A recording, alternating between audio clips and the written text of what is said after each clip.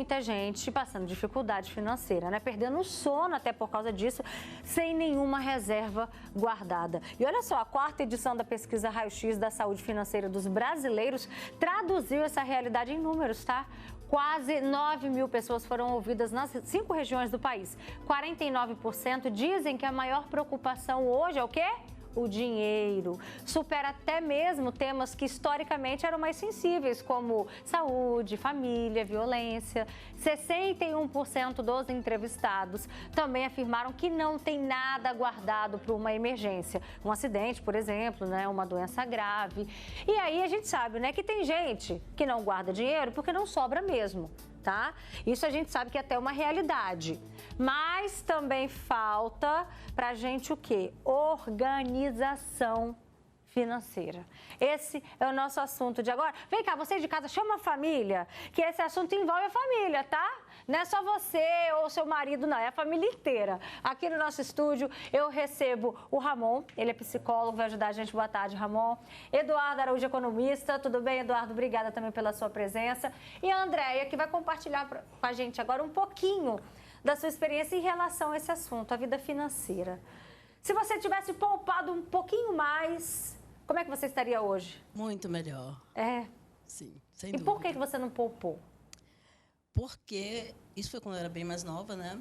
Eu não podia ver dinheiro, tudo que entrava eu queria comprar, queria ir para festa, curtir, né? Queria estar bem sempre. E nisso fez com que eu, financeiramente, né, fui ficando ruim. Mas o tempo é implacável, né? Você gastou, acabou. Eduardo, isso é mais comum do que a gente pensa. Isso é muito comum, né? O futuro parece muito distante. Existem vários experimentos de economia comportamental que mostram a dificuldade que a gente tem de planejar o futuro. Por isso que é tão importante, quando você pensa em dinheiro, você ter algum planejamento para o seu futuro. E falar de planejamento, às vezes, é algo tão abstrato, né? Mas tem pessoas que, por exemplo, usam estratégias de, sei lá, eu quero uma casa bonita, eu pego aquela casa, recorto um pedaço de papel, coloco aquilo na geladeira. Ou se eu quero fazer uma viagem, também faço. Começa a ter essas imagens ali no dia a dia, que isso acaba criando para a pessoa uma visão do que ela precisa sacrificar no presente para ela poder alcançar uma coisa no futuro. Eu acho que esse é o ponto de partida quando a gente fala de finanças pessoais, e a vida é muito complexa, né? Você recebe uma ligação de um amigo para fazer um jantar, para poder passear, para fazer alguma coisa.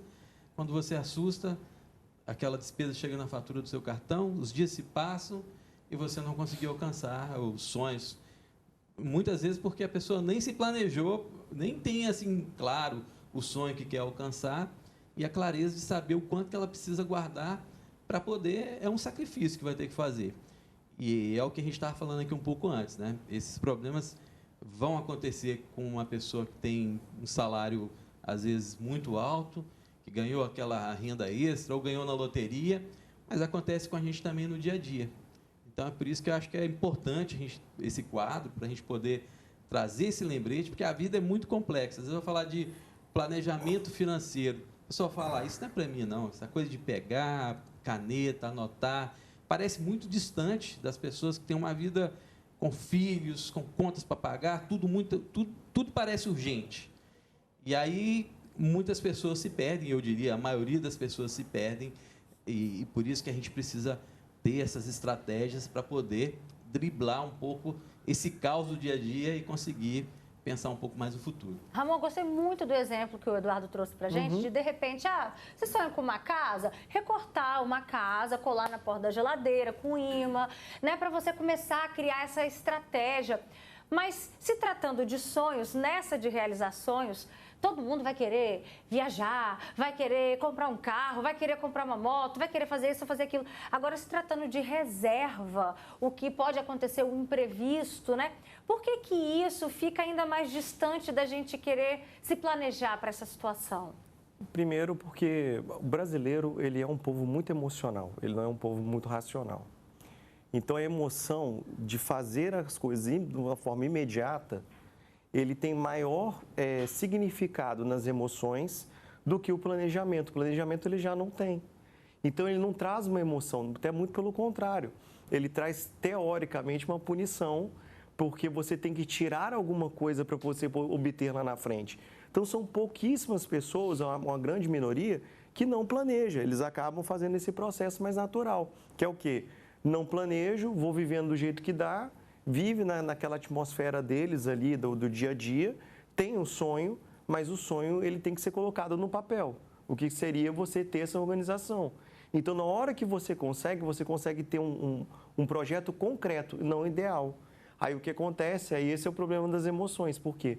Quando você está nas emoções, teoricamente, todo esse processo de planejamento do nosso cérebro, o córtex pré-frontal, ele é um pouco apagado, ou ele é inundado de emoção. Então, ele não funciona direito.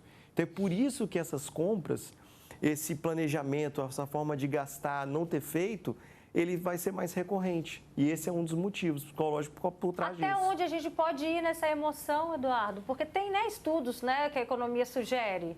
Tem inclusive um experimento interessante que fizeram com crianças. Eles pegaram, eles chamam de experimento do marshmallow.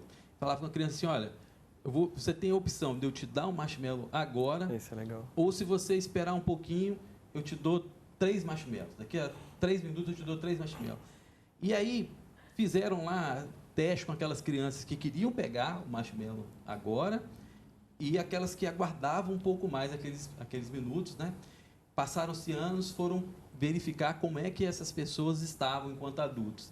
Aquelas que souberam esperar um pouquinho e receber os 3 marshmallows tiveram uma prosperidade financeira muito maior do que aquelas crianças que tinham essa impulsividade. Então, assim, é do brasileiro, mas é uma característica presente do ser humano, né? E a gente usar estratégias para driblar isso é importante.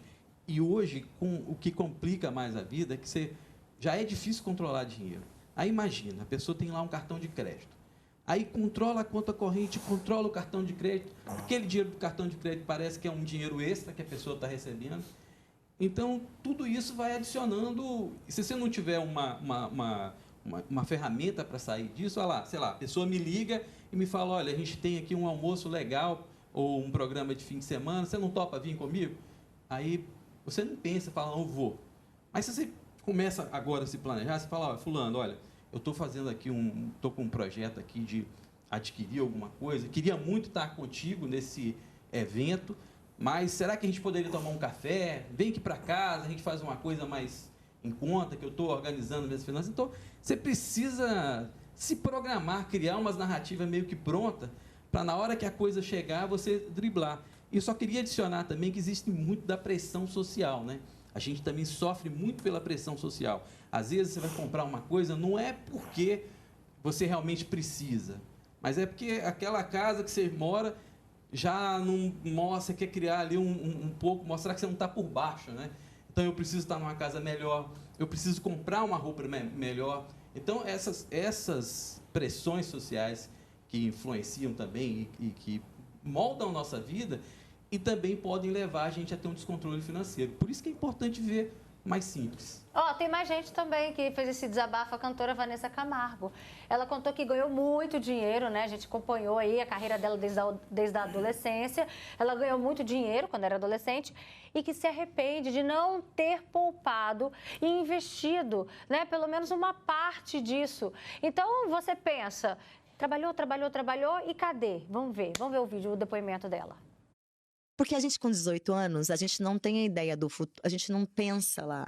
E eu já me arrependo muito de não ter tido uma educação financeira para, sei lá, pegar 20% desse dinheiro e falar, ok, 20% eu não vou mexer. Vou guardar. Vou guardar lá, porque se eu quiser parar um ano, se acontecer alguma coisa eu precisar parar, e quem garante que eu vou estar fazendo esse número de shows, esse número de publicidade, fazendo? Óbvio. Amor, não tinha eu não tinha esse. É novinha, né? Pois é. Mas se divertia?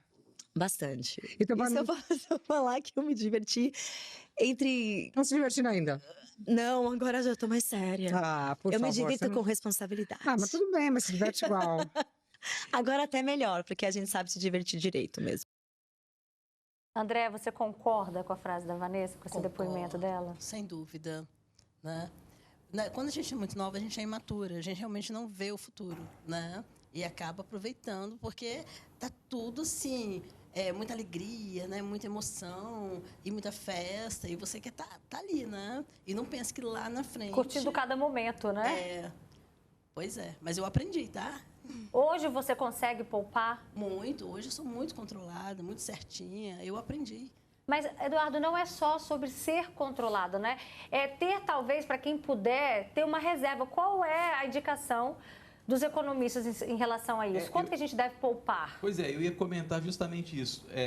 No geral, os economistas usam a regra dos 50, 30, 20. O 30 é para essas festas, né? 30% que você recebe.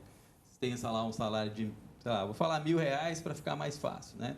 Você vai deixar ali 300 para a festa, para as coisas uma roupa, umas coisas que estão fora do seu orçamento. 50 é para o basicão, aquela despesa fixa, aluguel, a luz, a escola do menino, aquela despesa que você não pode... E os 20% que ela citou é o 20% da economia. Então, a pessoa recebe R$2.000, vai poupar 400 por mês. Isso deveria ser uma despesa, tá? Você deveria programar isso como um débito automático para sair da sua conta corrente ali e ir para a poupança todo mês. Mas aí a gente sabe que a pessoa fala, não vou conseguir poupar isso. Mas é um bom exercício, Roberto, para você que está em casa também avaliar, né? Você pode pegar ali o seu extrato da conta bancária, começa a dar uma verificada no que aconteceu nos meses anteriores. Será que você está conseguindo tirar esses 20% para poupar? Como é que está essa proporção desses 30% de despesa que são as despesas que você vai usar assim de forma para fazer a festa, para o entretenimento, né, para os momentos de prazer? Será que você está gastando mais do que isso? Isso pode ser um sinal de alerta para que você tenha que ajustar o seu orçamento e tentar encontrar aí uma solução para não acontecer de lá no futuro, né? O futuro está ali. Tá você certo. Perder um pouco esse fio da meada. Olha só, chegaram vários comentários. Ramon, presta atenção, hein? Boa tarde, eu sou diarista há 9 anos. Eu costumo depositar de R$30 a R$50 por mês, apesar de pagar aluguel sempre, tá? Eu tenho minha reserva. Tudo que eu vou comprar é sempre à vista. Móveis, roupas. Aí tem um outro relato da Anabel, que ela falou que nunca viu uma pessoa tão organizada com finanças como o marido dela. Ela até falou assim, olha, eu sinto até uma certa inveja dele, mas eu sem comentários. E aí, quando um se preocupa com o futuro, com a reserva, e o outro não, né? Qual é a dica que você deixa? Assim, se o seu companheiro ele já tem o hábito e ele tem um comportamento, como é que ele faz aquilo, é você se apropriar daquilo. Às vezes, a gente tem aquela ideia de relacionamento que tem que ter o equilíbrio. Né? Um é mais gastador, o outro é mais econômico, um fala mais, o outro fala menos. Isso não condiz, às vezes, com a questão de objetivo, porque quando você tem um casal, são 2 tipos de economia. Então, a chance de você atingir um patamar maior é muito maior do que um só. Então, na realidade, essa pessoa, se ela está querendo priorizar o relacionamento dela, é mais comum que ela consiga fazer esse movimento para alongar esse relacionamento e atingir os objetivos melhores, porque todo mundo vai envelhecer um dia, né? Tá vendo, Anabel? O exemplo tá aí, ó, do seu lado, dentro de casa, viu? Obrigada, Ramon, pela sua participação com a gente. Eduardo Araújo, muito obrigada também pela sua presença. Andréia, hoje você consegue, então, ter tudo em dia, ter uma reservinha. Bom demais, né? Aí fica tranquila, né, com a cabeça no travesseiro. Tá certo. Boa tarde, gente.